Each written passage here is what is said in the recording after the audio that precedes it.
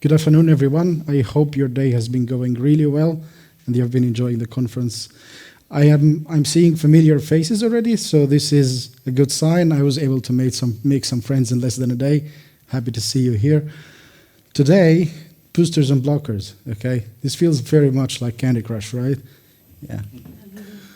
So, before going into anything, I'm going to give you a brief overview what we're going to look at today, so you shape up your mind. Simple introduction about me, how I got into where I am right now. We talk a bit about complexity of game development, craft communications, some case studies, a common pattern that we can deduce from that. Moving forward, some solutions and ideas that we can make use of. A simple Q&A, and let's go. So, the who. Who am I? I was born in Cairo, Egypt, so I'm from there. And right now I live in Berlin, Germany. Such a big change, especially with the weather and the traffic as well, if you have not been to Cairo. Right now, actually, yeah, that's why you need the notes. So, I wrote my first line of code around 10 years old, okay? And where I started was this. Alert, I am alive, like simple JavaScript, web applications. Then I moved into that, C++, okay? And this did not come easy, Pointers were painful, still painful, If you did some C++, you know that. In my time in Egypt, I spent about 4 years working in the industry professionally, which I mostly worked with mobile games, different genres. We're talking about simple FPS to card games, multiplayer games. Besides that, I did some community contributions to universities, like building game dev committees and also supporting universities that want to enhance their syllabus and their courses by adding game development to it. Next to that, I moved into King at the Berlin office 5 years ago, where I worked on 2 main projects. I started with Candy Crush Jelly Saga, and besides my usual development work, I was also overseeing the release process for around 1 year. And we had this role in Jelly. It's what's called the release hat. So this person was in the middle of the communication between all the crafts, the engineers doing their work, trying to ship stuff, production team looking at tables, also the external teams. This person was in the middle trying to build this efficient pipeline and ensure we can produce a good release. After Candy Crush Jelly Saga, I moved into Candy Crush Saga, which is the big brother. And believe it or not, it's the same company, but the code base is a bit different, okay? And both are part of the Candy Crush franchise, which also includes different games. Right now, in Candy Crush Saga, I work in an area where we deal with seasonal events. The biggest of them all is All-Stars, and the All-Stars tournament, if you know, is a big e-tournament where players compete all around the world, and then we have a final that is live. Players join us in a final tournament, and they compete for a prize. And what I do there, it requires a lot of extra communications, okay? So besides all the normal development and engineering work that you do, this would involve coordination between your engineering teams, live operations, product, business units, marketing, and all the other departments. Eventually, you're working on a big live event that involves money, it involves a new product that's going in, and you would need to perfect. Nothing is perfect, but we say perfect, to be able to publish that. And this is our highlight of today's topic. I'm going to talk about this and how such communication can be enhanced or hindered, how different teams' priorities and optimizing your ways of working, as well as how to avoid the blame games, okay? And this is a really nice GPT-generated image. It took a lot of prompts to get there, okay? That was not easy. And we'll also explore a series of craft-to-craft interactions, and see where the process has fallen, okay, and we also check some solutions from engineering perspective, all right? But first, let's talk about complexity of game development. We know that it involves multiple disciplines. Like we're all here because we make games, right? You are maybe, you work in the production of games somehow. We know we have game design, maybe, engineers, you got QA, you got game art, you got live ops, UI, UX, you have product managers as well. And, the variety of crafts could lead to such communication gap. This misalignment would lead to your project to be delayed, in the worst cases, cancelled. We will explore some cases of craft conflicts as well as ways of working to improve this interaction, okay? All of these crafts are working together. They are not fighting. We are not pulling the rope. Not everyone is trying to do their own way. We all work together in one product. So we will explore some cases, but this we will do from engineering perspective, okay? As it's sort of what I do, What could cause such communication gap? Well, siloed teams. And this is a very fancy term for teams that work in isolation. They don't work together. Everyone is just minding their own business. At some point, they meet, they put their work together, and they start clashing, Everyone is not aware of what everyone else is doing, and the timelines and the constraints, and we will explore a little bit in detail about that. This isolation would most definitely result in redundant work, inconsistencies, and a fragmented product. We don't want that. The integration and the maintenance becomes a major issue later on, with such problems when you leave it undealt with. But first, we talk communication, right? Technical versus non-technical language. Jargon. If you don't know this word, this is also, the word is itself part of the problem, Because jargon is the fancy term used when I say fancy words that relate to my craft, to my knowledge, and that you don't get. So as an engineer, I would say, okay, we have the draw codes, we have the batches, we have this memory thingy. And I'm talking to someone like maybe an artist, or a game designer, and they are not aware of what I'm using. That's jargon. And then maybe the business, like the data scientists will come and say, oh, we have the DAO and the MAU and the daily retention. I was like, huh? What is that? That's it. So it creates misunderstanding, Translating the terms and wearing the hats of the other teams would often help you transfer the ideas to them. So just eliminate it. You eliminate it either through educating your teams about the other craft. And this is one thing that I had when I joined King. I went through a process where I sat with the product people, or I sat with the business units, and it was like, this is what we use, these are some terms that we use, it's good if you know that. You don't have to, but it's good if you do that. So you eliminate that, either by not using it at all, you might not have the resources to teach your teams about that, maybe if you're just starting, or you either teach your teams. Also, with communication comes differing priorities. As an engineering team, you may prioritize stability, scalability, and polishing your code base, handling your technical debt, right? But a business unit might not really look at you like that. You want to push more features, right? You want to get more money, get this timeline going on. And eventually, you have a potentially delayed project or a future launch, okay? The engineering team wants to handle this tech debt first before moving on, do this refactor first, but at the same time, there is a market trend going. We want to catch that trend. How do we do that? Let's take a look at some case studies, but first let me get some water, okay?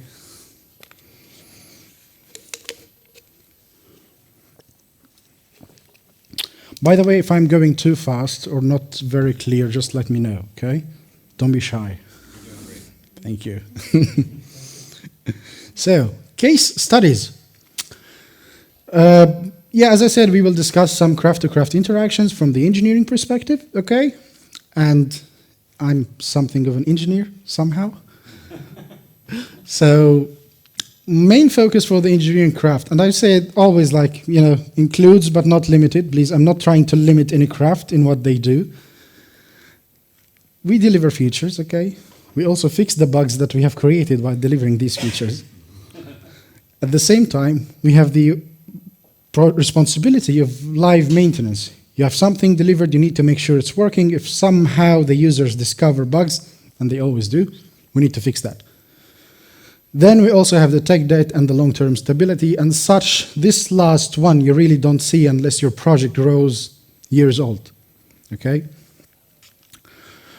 So, first of all, I'm going to choose the live ops, okay? The focus window, scheduling or running live events, reacting to incidents from an operational endpoint, so monitoring the engagement metrics and the crash rates to an extent, okay? Also, they observe and run tech and business tests. What could be an impactful pain point, all right? Delivering features on time for the event. Let's say a live operation team, they want to run a tournament in winter, okay? But they also want to do a tech test for this tournament that includes something new because they want to use it for something big later on. If you cannot meet this timeline, if you cannot meet this deadline, it cascades, you know? The whole thing could collapse unless you're really well planned for that. It's part of the planning. Also, release cycle is not ready to handle an extra feature. You cannot test it, and you cannot verify it due to a jammed calendar. And this is, we have something running on, we have a marketing campaign maybe running on. We know this is bringing us a lot of money, but you still have the product, you're still developing your product, right? You want to release something new, and you will benefit from that. But right now, your calendar is very strict. You cannot test this because you don't just develop something and then you release it. No, you got to do like sort of tech test and a business test first, right? So if you don't have space for that, how are you going to do it? Also, sometimes we develop features that are too complicated to do ad hoc modification. And honestly, this is the most painful point in interaction between the live ops and the engineering teams. So, how can we avoid such conflicts? I'm going to go through a series here. You will see it. On the left, release and events calendar, and on the right, by doing that, we can ensure that all the teams are aware of the release. Okay? You have a calendar, you have the visibility, and you advertise that visibility. Okay? There is no use in having the calendar somewhere there in the documentation, hosted in the company server, but nobody knows about it. It's a good thing that you have that, and maybe in every retro, you know, you say, okay, let's take a look at the events calendar. Let's take a look at the release calendar. What do we have? Is there a conflict somehow that we need to take care of? You have to do some easy and user-friendly feature panels. You should make it an easy job to do live modifications for your feature. So if your feature requires you to do a complete release for maybe a simple modification of a skin, like, you know, like an image or a texture or a balance in the game, then maybe you need to reconsider how you deliver that. Because then you would need a whole new release. You need to wait for the adoption to actually test that and see that. And you put your engineers and your release teams, you stop them, you poke them for this. So if you develop your features in a way that it's easy to do these ad hoc modifications, it makes everyone's life easier. Your developers and your release teams are basically hands-free, they don't have to do that, and the live ops team can take care of that. And you get to deliver these and test them faster. Kill switches. This is very important. Something went wrong, and there is no time to fix it. we can simply stop it immediately. There is no need to push the panic button, you know? You have the kill switch. This is not working. Maybe this feature, once you enabled it, for some reason, it has produced crashes or apps not responding, you know? And you didn't catch that while testing. You have a kill switch. That's fine. You kill it. Then you fix it later on, okay? If a hotfix is not an option. And if you killed it, you need to address why you had no time or resource and you had to kill it. Because if there is a possibility for a hotfix without really impacting the business, do it. Then I'm going to talk about UI and UX, okay? Main focus windows like the visual design and the interface layouts, player interactions with that, accessibility of the product, performance optimization of UI elements, okay? What are some impactful pain points? Well, aligning the technical constraints that you have with the design ambition, and I think we all saw that at some point. You get a very fancy animation, and this animation is dynamic. Like, how am I supposed to do that? You know, like, we learned how to do it later on, but your final product may not fully align with the initial vision, okay?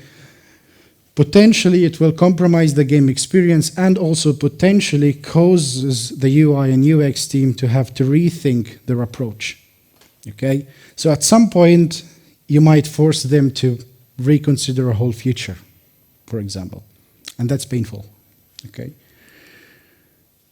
Then, how can we avoid that? Rapid prototyping.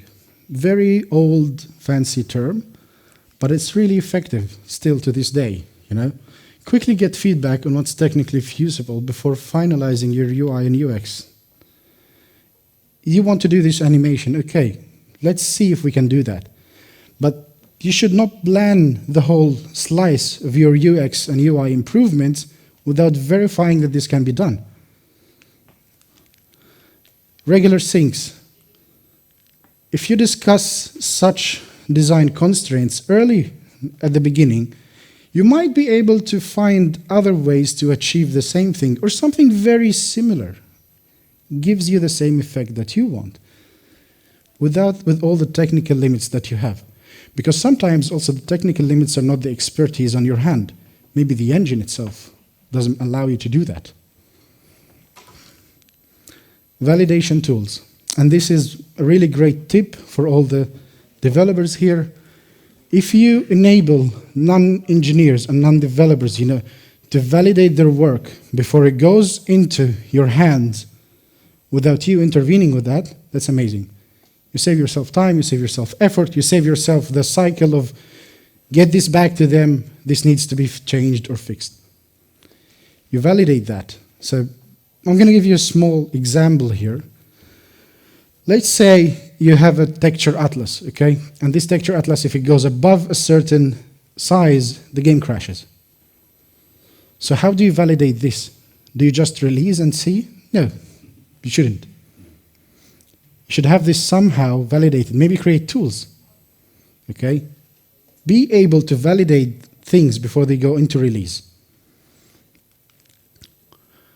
Product is a big hat, is a big umbrella, so let's accept that the word product is just there. And the focus window for this big hat is to analyze the market trends, you know, suggest new features. Also propose timeline for developers. And I say propose because eventually the timeline will change and will really depend on your manpower and how much time you really have and how much time developers think they can deliver something. As also, they blend the general trend and the focus for the teams. I wrote one sentence here, the impactful pain point. You have a clash between the technical debt, what we want to do, and what they want to do. It's very simple. So how can we avoid such things? Well, less is more. I had a very nice discussion yesterday about this word, right? Yeah. So, in an age of clutter, adding more features might be the reason of decline, okay? You need to focus on polishing what you already have in your hands. And we have seen that already from trends and from the data, that some features, when added to the game, they actually provide negative bookings. So you need to be really careful not to clutter your product. Do not add, not everything needs to be going in. And if you focus on polishing will require you to address your technical debt. Everyone is going to be happy. It's a win-win situation. You have to share your roadmaps. Development of a shared roadmaps would align the business needs with the engineering needs. If you ask the engineering teams to develop their own roadmap, and then you go to the product, they will have their own roadmap, definitely. We need to make these two meet in the middle. Involvement. Very simple, yet very complicated. If you continuously involve your engineers in your development cycle and in your business meetings, okay, you could get immediate feedback on your ambition. So providing this immediate feedback would allow you to change things at the beginning, very early on, okay? You avoid the clash immediately. The pattern? We can notice a clear pattern here.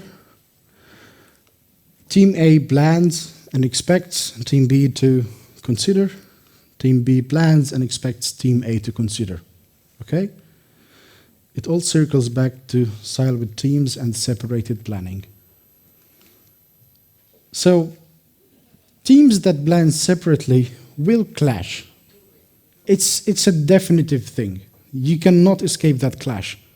It just depends on how far you are and how painful it will be when you clash together. Release and live ops cycle alignment, release blocking, all of that come from separated planning.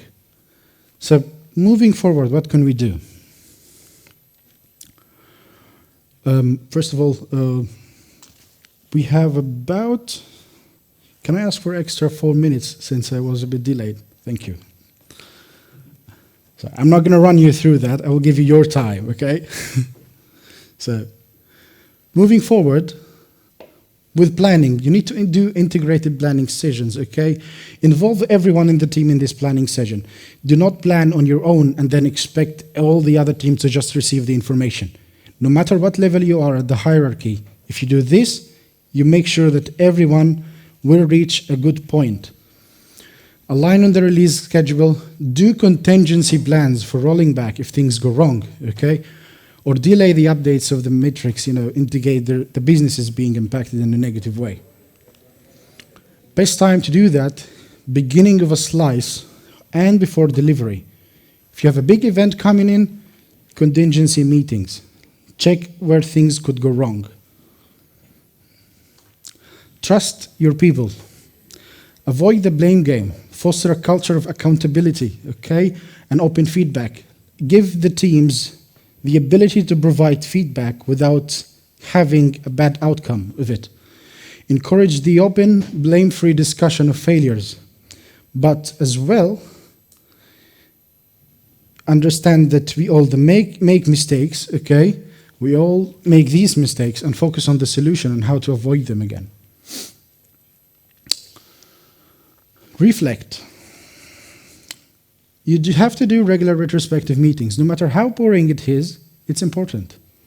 If you think you don't have something new, I bet you have something to talk about. Hold regular retrospectives, especially post-release, to discuss what went well and what didn't, okay? You don't have to point fingers. We don't do the finger-pointing game here. As well, not only address the technical or the operational failures, but also celebrate the success of your people. This is part of the feedback culture. You don't only say, this went wrong, but you also say, This went right, and you succeeded at doing that, so kudos to them. For your workflow, you need to develop technologies for a smoother workflow.